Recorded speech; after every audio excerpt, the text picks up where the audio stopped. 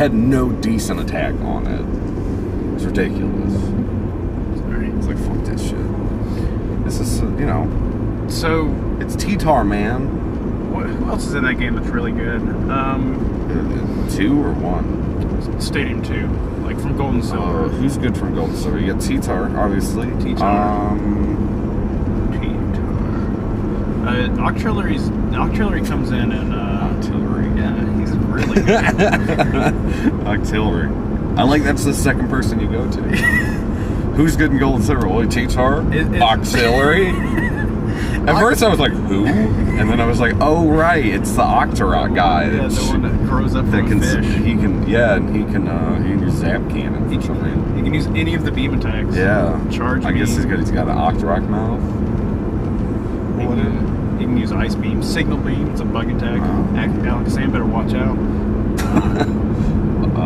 Actually has really good special attack and defense. Isn't Gold Silver actually kind of overall mediocre gen? I can't really think of.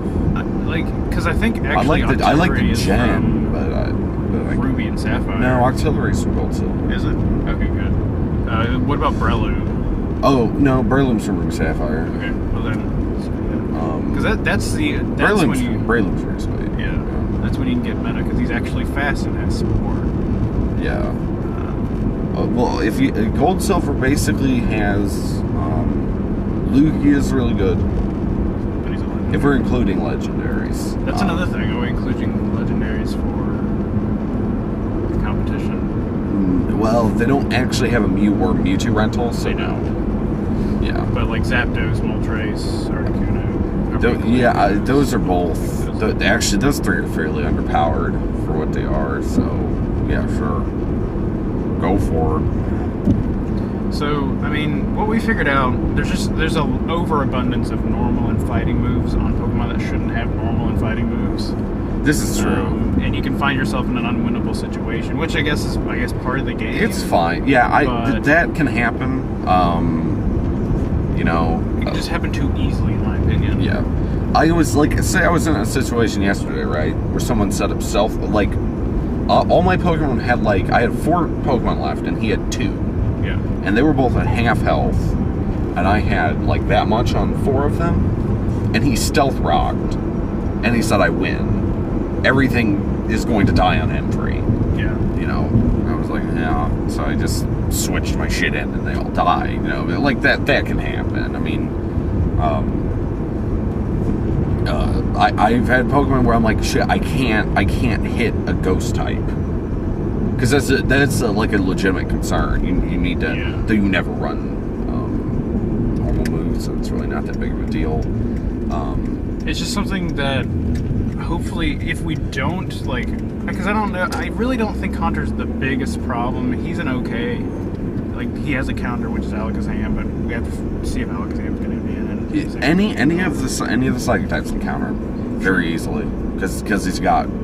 And then you got to think every other type besides those 2 can hit them. Yeah. What about then I know it's not as big of a deal, but then normal types can't get hit by ghosts. It's just there's not any ghost moves. Right, so exactly. It doesn't matter. But the Gengar and the Haunter are quite bad. They both have Nightshade. I mean, I hit it with a Hydro Pump once and with a Blastoise, and it actually didn't do very much. Their resistance is pretty good. They're strong. They're still used today. They're actually still really good. Yeah. But it's still the best ghost type ever made. You know what I was thinking? I see. Okay, couple theories, right? Yeah. Ready? Yeah. Ready for this? Well, this is something I just thought of. I'm ready for it. Gengar and Clefable look extremely similar. Okay. I was just thinking that. They actually do. Oh, I thought you were going no. Well, what if Gengar is Clefable's shadow or something? Gengar's Clefable's Because it hides in people's shadows. He's the shadow of fairy. It's the new thing, the fairy type. Ghost Fairy, man. Ghost Fairy. Bring it back. But that one's not that. But okay, this is something I came to the realization a couple weeks ago. And it's new to me. Let me blow your fucking mind. You ready for it? Yeah, Cubone. Yeah. Baby King is gone. Don't they have Cubones in their pouches with not helmets on? Well, if you look at it, the bodies look the same. Yeah. And they're brown. Now the baby's purple, but a Cubone looks like a baby, looks like a small Kangaskhan, right? It's a lonely Pokemon. It wears its mother's skull when it dies. Does it specifically say mother? It says mother. Okay. If you look at the skull, it's got the horns right where the Kangaskhan is. Horns. Right where the Kangaskhan. Right where the Kangaskhan has horns. Yeah. You know what I'm saying, Sean? Don't be a smart ass. Okay. Kangaskhan is a kangaroo. He is. Kind of. Cubone has Boomerang, which is another Australian-themed attack. Do you see what I'm saying? I see where you're going. What? Okay. Yeah. What about this? Missing No evolves into Kangaskhan. Missing No might have been baby Kangaskhan, right? So baby Kangaskhan, I don't know let's just call it, we'll call it baby Kangaskhan, right? Okay. The thing in the pouch. They did not have special evolutionary paths or anything back then, right? Yeah. So let's say Kangaskhan could have either evolved into Mama Kangaskhan or Cubone, depending. Maybe like baby Kangaskhan. Yeah, maybe the Missing No evolving into Kangaskhan implies that there was a pre-evo of Kangaskhan at one point in time. I don't know. That's some evidence. I mean, to support my claims. Think about what this would imply. This is actually pretty interesting. Yeah. Because that would mean that there's like tiered off evolutions. Like you have a choice, or not really a choice, but depending on like, I know Eevee's already like that, but it's not the same way. Like this is Politoad's like that. Yeah. Like they ended up having some of them, but I think that might have been the original intention, and they just were like, no, or they just didn't know how to do it, or like couldn't find a good way to balance, so they just made it a separate Pokemon. Yeah. I imagine that was what it did, because I always thought Kangaskhan was weird, because I was always like, what is it? Because it's just some bland normal type. Yeah. Wasn't Marowak and Cubone, aren't they both? Well, ground. They're ground. Yeah. Okay. So I never.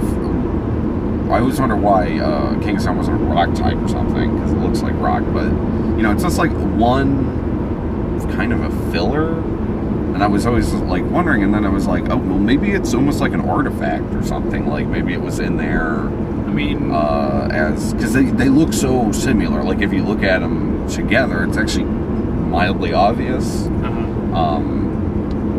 But it's sort of like,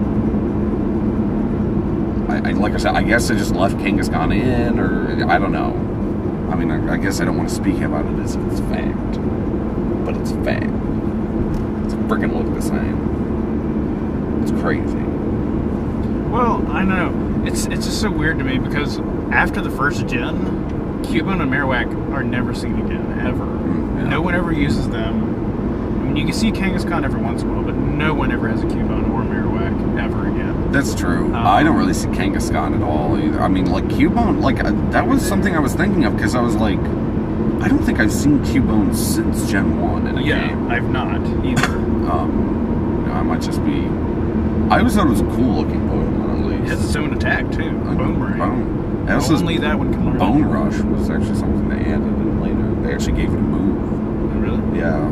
Because isn't Boomerang like an actual ground attack? Yeah, it's a ground attack. I think it's a 2 to 5 hit ground attack or something like that. It's like a special move. Like it's fairly unique to Cubone, I think. Yeah. It's only that one has Boomerang. Yeah, but if you look at it, it literally looks like the thing in the pouch wearing Kangaskhan's skull on top of it. Grown up a little bit. So it's changed because it's changed color. The color changed from the baby to the adult, but it's not yet the adult. Right, yeah. And then Marowak maybe is just sort of it's growing more, getting used to its lifestyle. Because that's the other thing, the skull grows with it. It's the same skull. Yeah. It's not like a hermit crab where it finds another one. Right. Or maybe it is. It doesn't. I don't know. I have no idea. Maybe it finds its other mother's skull. The dad's skull. The dad's. I don't know.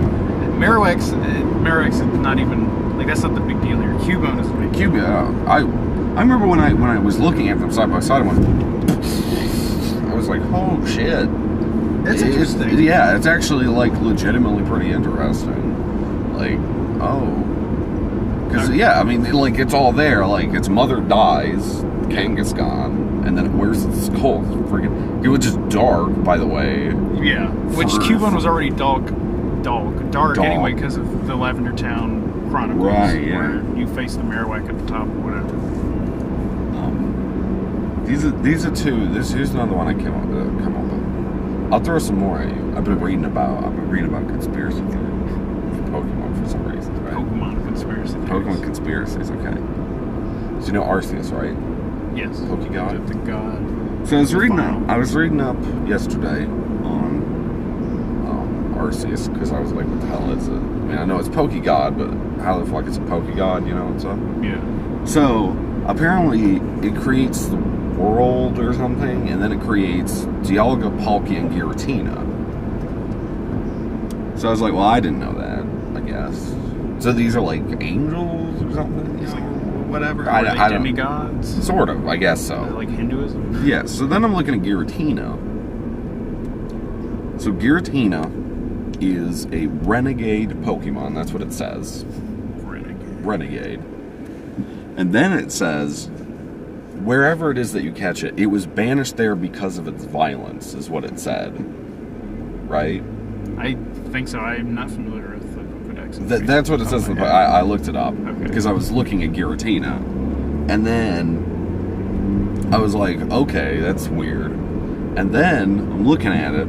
The thing's got the wings, right? And it's got gold ribs on its body, and then it's got legs. Motherfucker, okay. You got 6 legs, 6 of those ribs, and then 6 of those red points coming down from its wings. And I was like, that is the Pokemon Devil. 666. Well, and then its alternate form, the one they added in Platinum, looks like a goddamn snake. It's ridiculous. I was like, if it's the renegade Pokemon, right, and then it was banished from somewhere, from Poke Heaven, wherever the fuck that is, to like essentially some kind of shadow realm or something because it was violent. It's a Ganondorf. Yeah, or whatever. Shadow. And it was created by Pokegod as one of the first things it created. I was like, that to me totally like Giratina seems like the Pokemon Devil, which is pretty dope. It's pretty interesting. Yeah. And then Dialga and Palkia are like Poke Gabriels. Poke Gabriels. Sure. They're down there to help the humans find their way back to Arceus. Right, Because yeah. isn't it, you have to have either one or the other, and then you play that special Arceus flute or whatever? Yeah. I don't know if you can get all 3 in Platinum or not. Probably. Yeah, you always can. Probably. Ask Frank. He would know. Yeah, I never played Plat, so...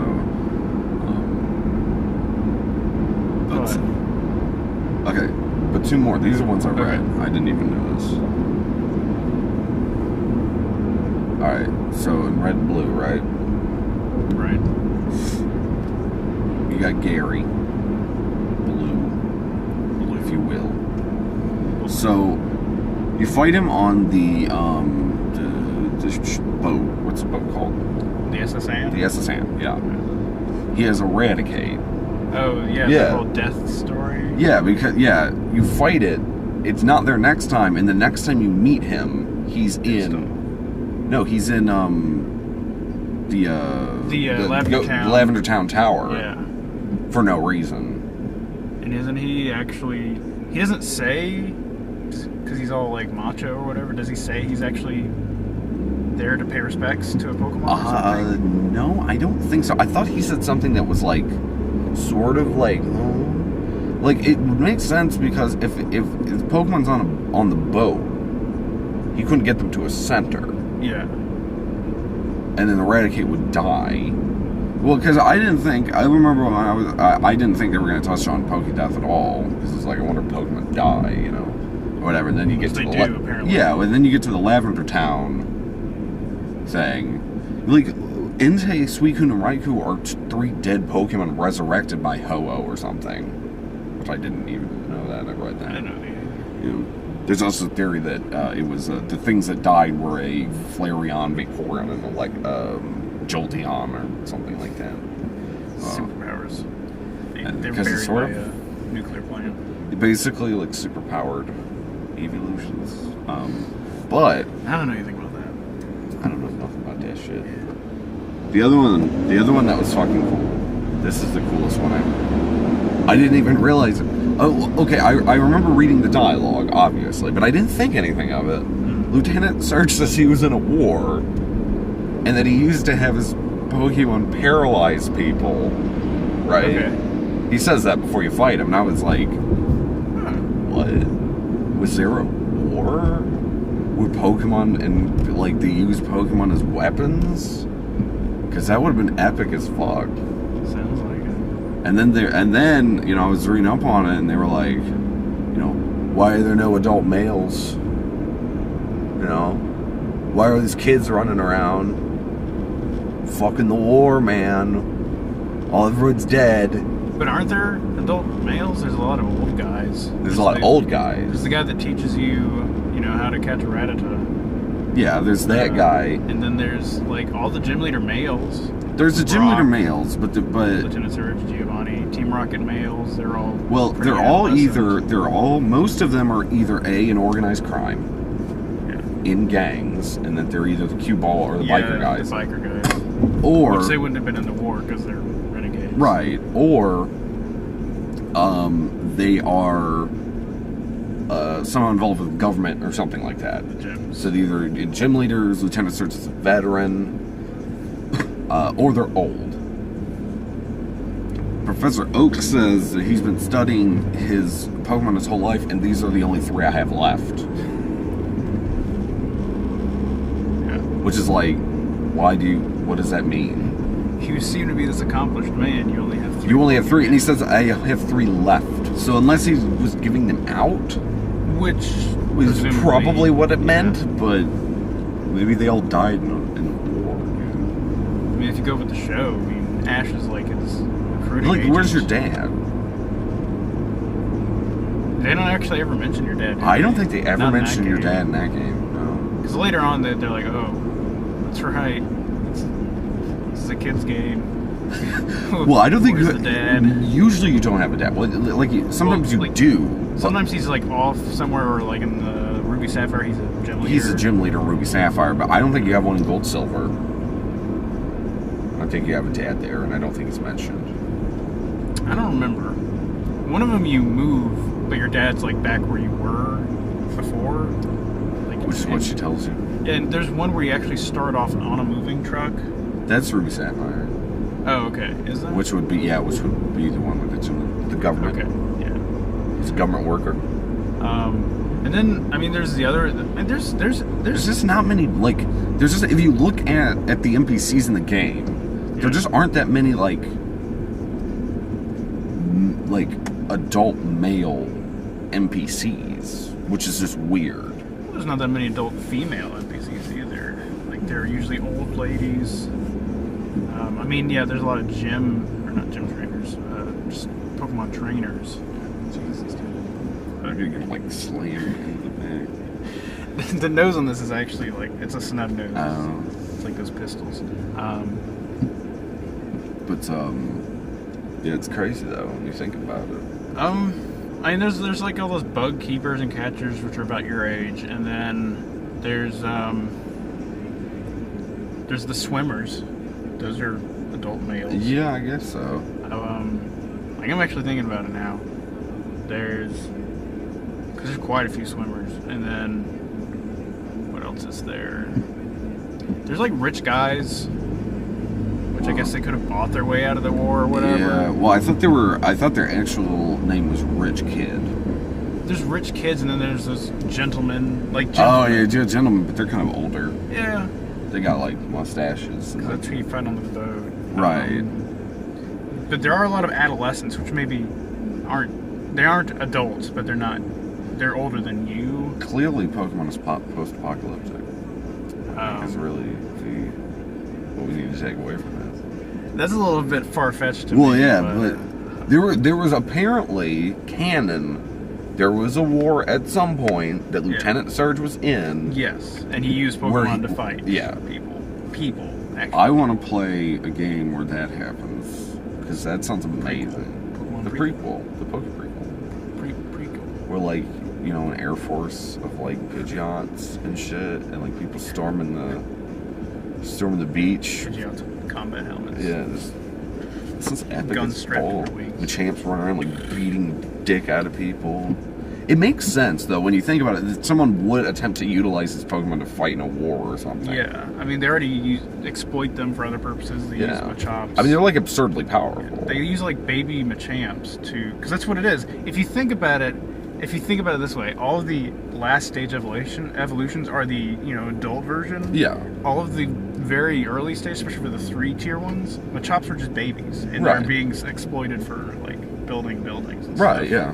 They had in Ruby Sapphire, I believe they had Machokes moving boxes around and stuff like that. It's just like servantile work. Like, Machop can do, or a Machoke can do so much more than that. But yeah, I mean, it makes sense that they would essentially utilize them as soldiers if they ever fought, and apparently they did. They exploit Voltorbs and Electrodes, highly explosive Pokemon for whatever reason. You just strap them out power planes, and then you go up and you just mess up all their shit because you blow up. Because when you fight them, they disappear. Yeah. Or sometimes they will actively explode in your face. Right. Yeah. Which I'm not sure what that does to the power plane, but apparently in the first game you're a menace because you actually take down all of the Voltorbs. Or I guess it's an option, you don't have to, but if you do, how would they have power anymore? Right, yeah. Where does it power? The whole place? The power plant? Yeah. It's like to the northeast of Cerulean City. You have to swim there. So well, no, I meant like it doesn't power up Cerulean City. I mean, at least, if not the whole Kanto region. There's no other power stations anywhere. It makes sense why there were so few people and it's so spread out if there was some sort of war or something like that. If they were like coming off of it. Yeah, it's pretty small. It's not very metropolitan. Even Celadon City, which is the biggest city, is pretty small compared to like a big city. If you're thinking a big city. Like, Stockbridge is probably bigger than Celadon City. Yeah. Actually, it is. There's no probably. It's definitely bigger than Celadon City. Celadon City, or Saffron, I'm not sure which one has more population. I think Saffron's technically more populous. Yeah. They have maybe, 100 people? Like Crescent City. And like these big empty skyscrapers. Crescent City, which is where Jesse's grandparents live, up in Illinois, that has a population of 600. That's a boondocks town. Yeah. Like that's... Yeah, and it makes sense, maybe like the Celadon City was much bigger, and then it got like wiped out, and now they have these these big empty towers and stuff like that. They all continue working in. I mean, wasn't Vermilion City actually under construction? The one where Lieutenant Surge is at. Like there's lots of land. Yeah, I thought so. Yeah. And you see like Machamps or whatever, Machokes, whatever. Freaking in the basement of the Celadon department store, which only has 5 floors. If this was such a big place, it's crazy though when you think about it. See, it's like mind-boggling. It's pretty interesting. It's pretty interesting. But yeah, it's the first game too. That's not even considering the other games. Yeah. Which, honestly, it just kind of gets really crazy from the first game on. Yeah. It's like, okay. But yeah, like I said, I I was participating in the meta yesterday, which is pretty cool, in the meta night.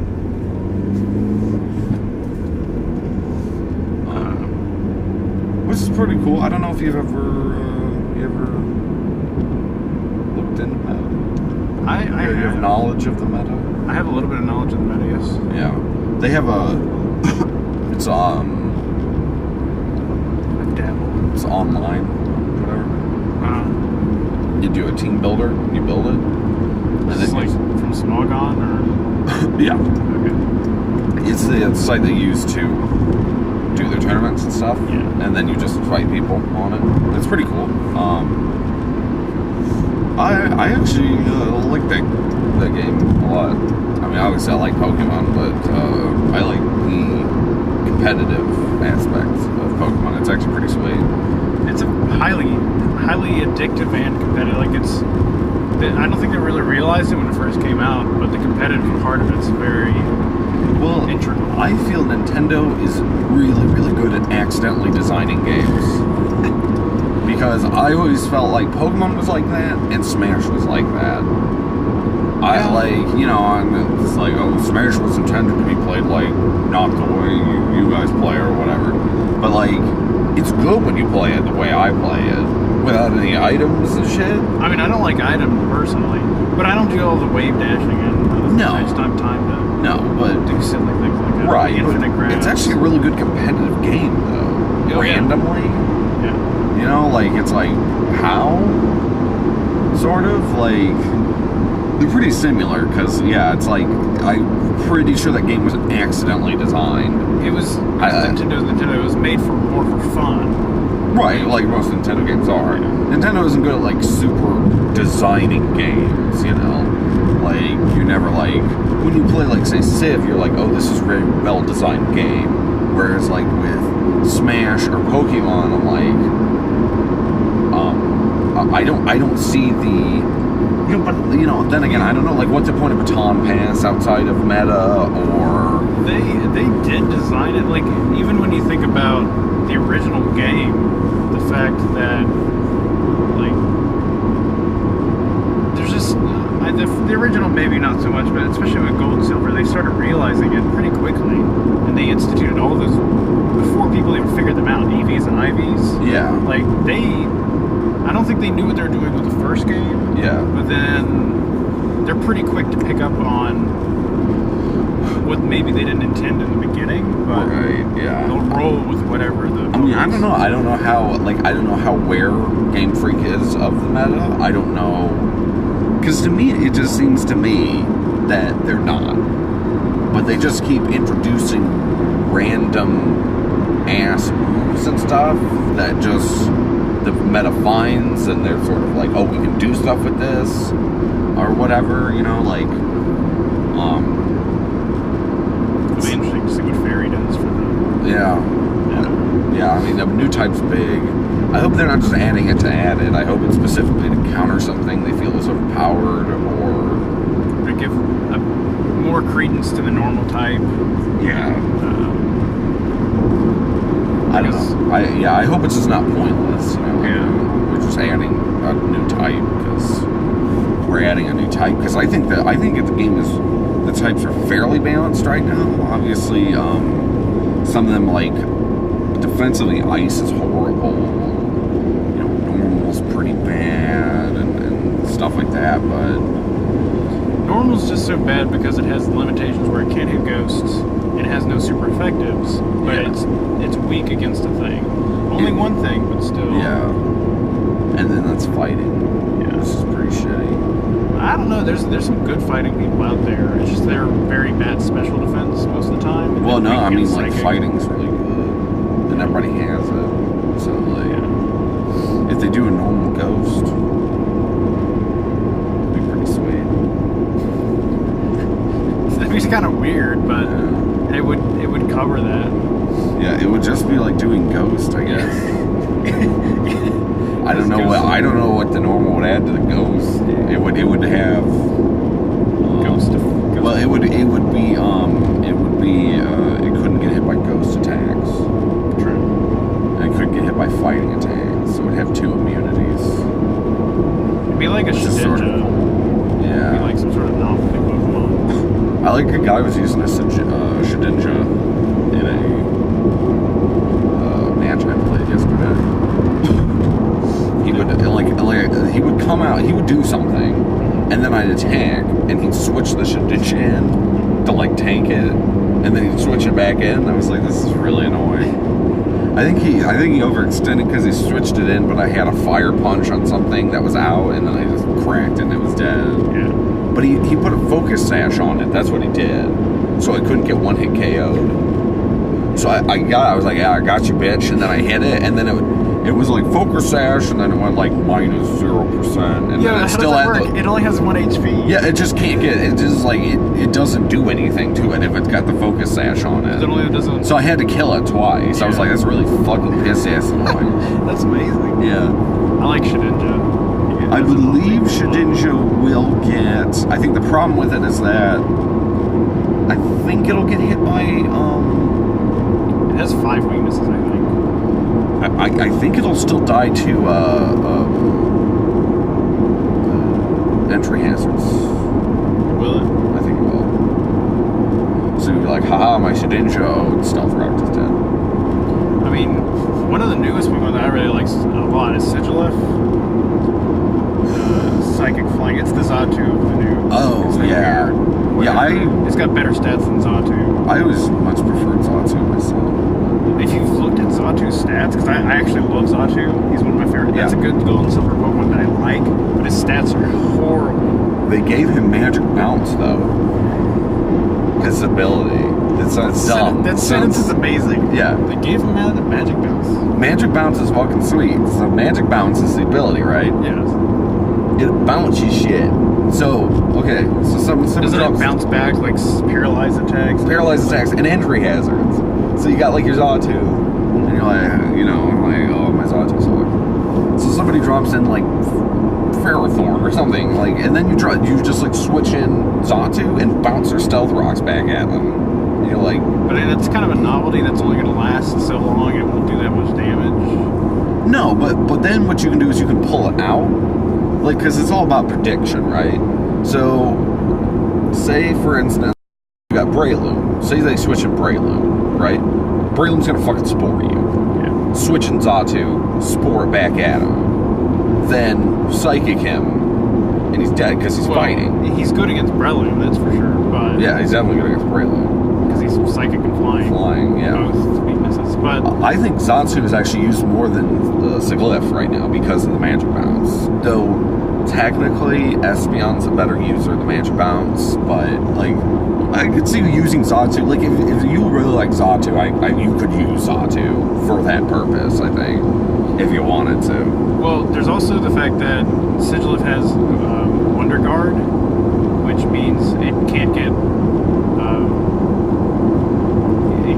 paralyzed. It can't be put to sleep. Right. It can't be poisoned. Which technically Xatu has as well, because of the bounce. True. Yeah. But Wonder Guard also means that it doesn't take damage from any of the entry hazards, which I guess is the same as Magic Bounce. Sort of. Well, reflected. Yeah. If there's a Stealth Rock out, like, and you didn't Xatu it, I mean, like, he'll get hit by the Stealth Rock. Well, Xatu won't because he's flying.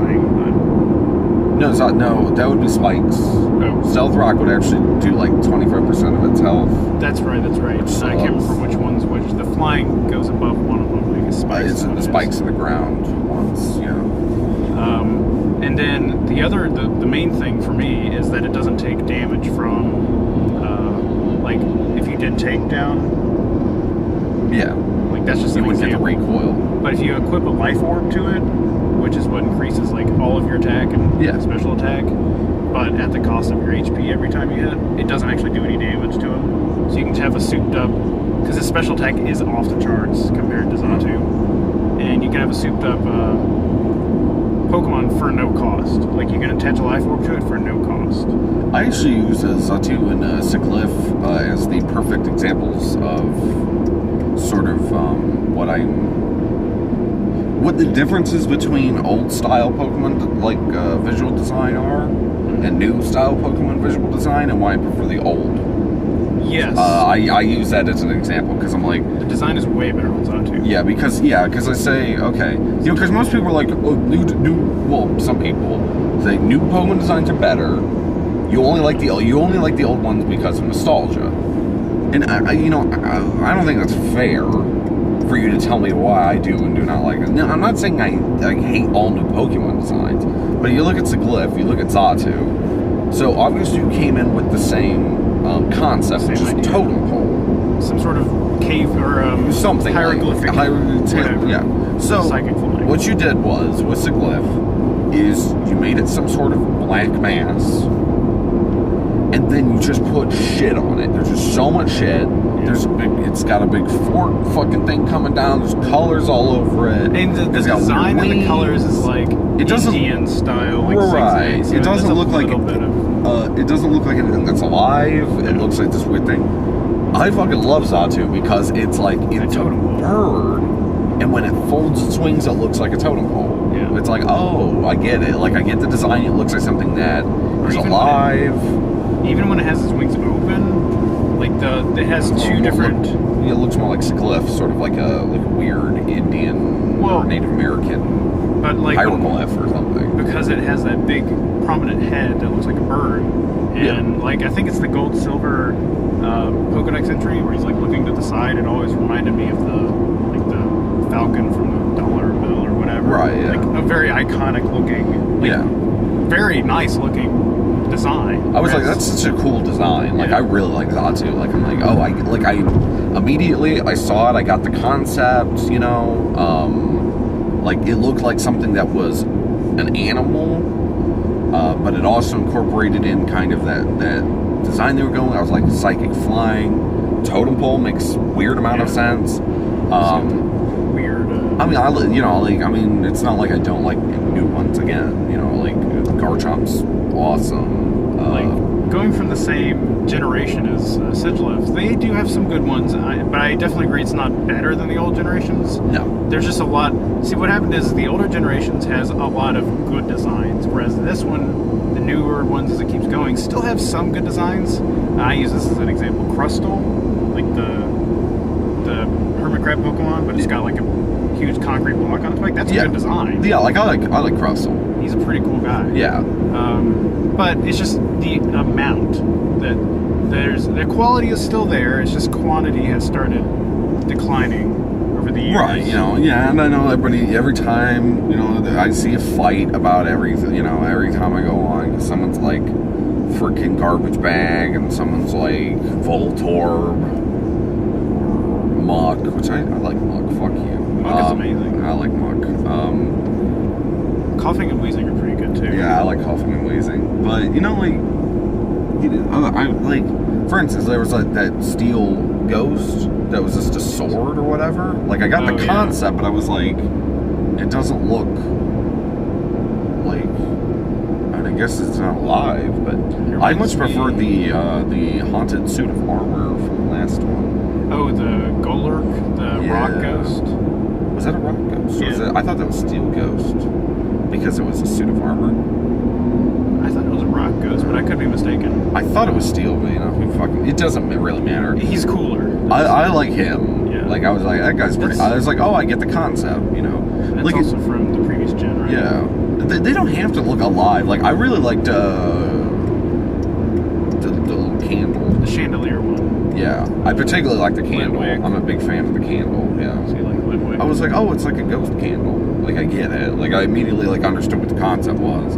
It made sense. It was like ghost fire. It makes some weird sense. Yeah. I'm not sure why the ghost, but well, it's sort of like a haunted mansion. Yeah. Like once you get to the chandelier, it makes more sense.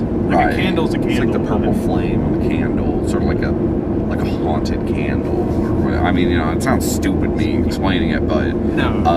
I just thought the design was cool. I just sort of like simple designs, I guess. Like Galvantula is pretty cool too. The electric spider. Oh yeah. Really I actually like Joltik more than I like Galvantula, just because Joltik is more. It's like a little yellow puffball thing. Like my favorite Pokemon ever is Duskull. I always like Duskull. It's just like a little gray wisp with a skull face on it. Yeah. I eyes are black, but something moves. I don't know about that, but I know it's just like it's a red dot here, red dot there, sort of just like it looks like evil but adorable. I was like, I like that thing. Dustclops. I never liked Dustclops too much. I don't know why. I guess he was a mummy, but I just like kind of didn't like him that much. Dustclaw's okay, I guess. It sucks. Dustclops is actually better than Dustclaw is. There's also an evil light item. Sarcophagus, or how, whatever. Sarcophagus. I don't know how you. Whatever that isn't is. It Conflagrius or Confagrius? It's. I don't know. Whatever. Yeah. I know what you're talking about. It's a coffin. That one's stupid because it's just like an Egyptian mummy thing with hands coming out. Yeah, it's just like they drew a coffin and then had ghost hands coming out of it, and I'm like, I don't know. It just felt lazy. Like, what is this shit? Cofragus. I like Ferrothorn. Ferrothorn's a cool Pokemon from last gen. He's sort of just like, I don't know what the fuck he is, but like I dig him. Like he's just like, you know Ferrothorn, right? I can't remember. I've He's heard. grass steel. He's like, he looks like a flying saucer with eyes, and then he has like 2 vines coming off the top with metal things that have spikes on them, so he kind of like whatever. Ferrothorn's sweet. I like him. He's sort of like the new Fortress. But he's way better. But Fortress is still actually an OU. Because Fortress can use all 3 kinds of spikes. He's the only one who can.